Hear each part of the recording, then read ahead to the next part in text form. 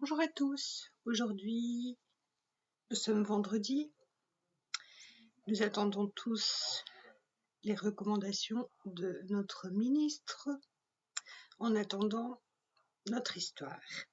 Un lutin à l'école.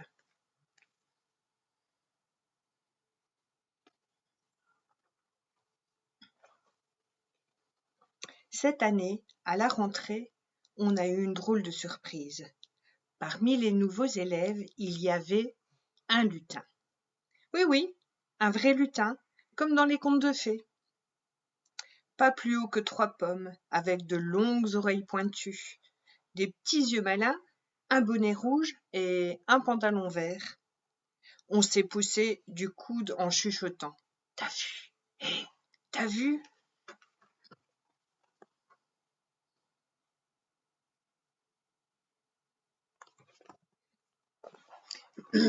La maîtresse s'est baissée pour qu'il monte sur sa main et nous l'a présenté.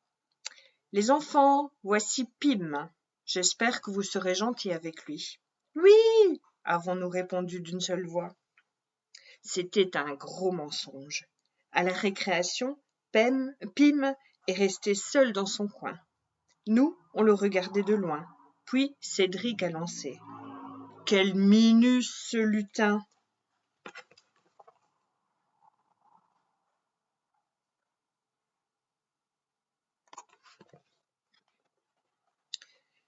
Vous avez remarqué comment il écrit ? S'est exclamé Sylvain. Il se met debout sur son cahier et tient son stylo à 2 mains.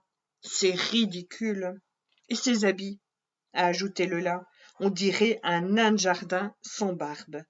Tout le monde a éclaté de rire. Puis Marion a pris son air de peste pour déclarer. « Moi, en tout cas, je me méfie de lui. Il n'est pas comme nous, ce gars-là. »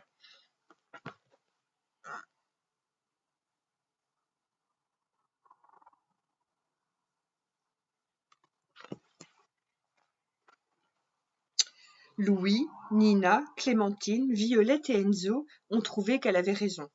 Résultat, personne n'a adressé la parole à Pim de toute la journée. Et il n'a même pas eu le droit à un sourire.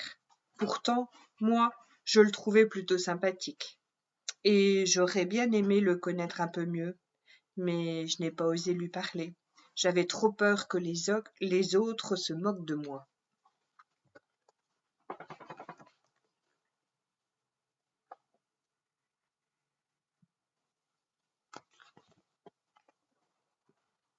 À la cantine, au lieu de venir à table, Pim a sauté dans le plat. Il a pris un petit pois sous son bras, comme si c'était un ballon de foot. Puis, il s'est installé dans un pot de géranium pour le grignoter tranquillement. J'avais envie de rire, mais je n'ai pas osé, parce que Cédric a haussé les épaules en grommelant. Pfff, n'importe quoi. Ouais, vraiment n'importe quoi, ont acquiescé les autres. Je ne comprenais pas leur réaction. Un élève qui faisait des trucs inattendus, ça aurait dû leur plaire. Est-ce que, par hasard, ils avaient des préjugés ? Comme ma mamie qui déteste ses voisins, sans même les connaître, juste parce qu'ils sont noirs.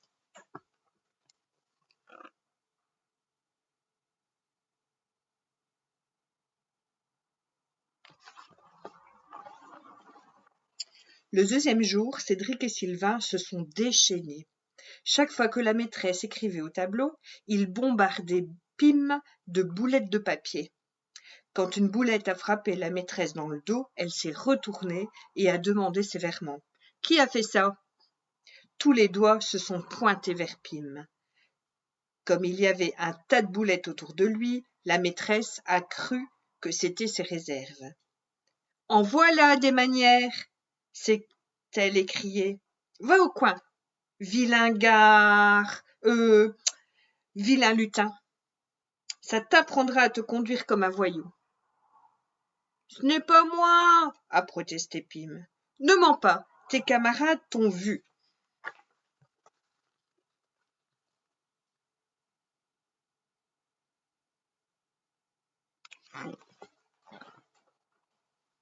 Moi, je trouvais ça vraiment injuste, mais je n'ai pas osé intervenir.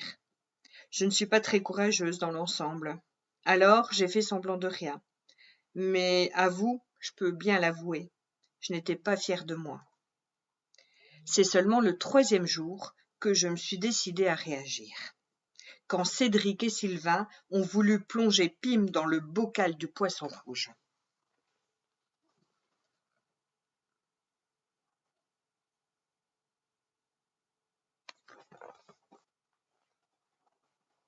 Là, je me suis vraiment mise en colère. Je les ai traités de bande de crétins, puis j'ai attrapé le lutin et je l'ai mis à l'abri dans ma poche. C'est comme ça qu'on est devenus amis. Pim est vraiment un copain fantastique. Je l'adore. En plus, il m'a fait découvrir un monde extraordinaire que je ne soupçonnais même pas. Son monde à lui.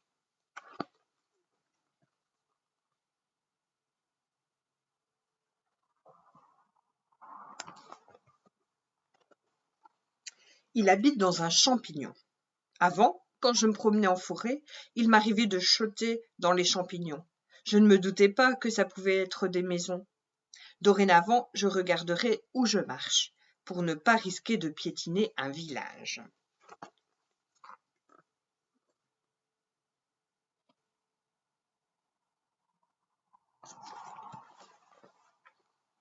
J'ai fait la connaissance de sa famille, ses parents, une fée et un gnome, ses frères et sœurs, des elfes et des farfadets, et ses animaux familiers, une coccinelle et un ver luisant.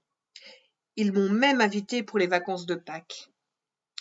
Je logeais sous la tente, près de leurs champignons, et toutes les nuits on dansait sous les étoiles avec les papillons, les libellules et les grenouilles.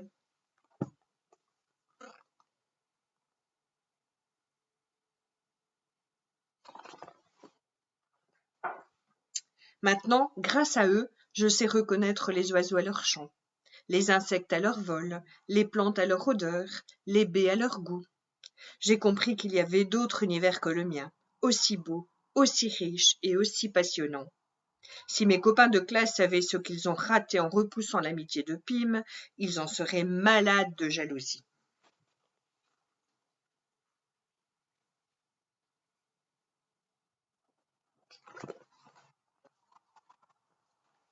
Hier, la maîtresse nous a annoncé que nous allions encore avoir un nouveau camarade. Cette fois, c'est un extraterrestre. Sylvain et Cédric ont fait la grimace et Marion a grogné. Il y en a marre de tous ces étrangers qui viennent chez nous. Pim et moi, on n'a rien dit, mais on était drôlement contents. On l'attend avec impatience, ce copain venu d'une autre planète. Il a sûrement des milliers et des milliers de choses merveilleuses à nous apprendre.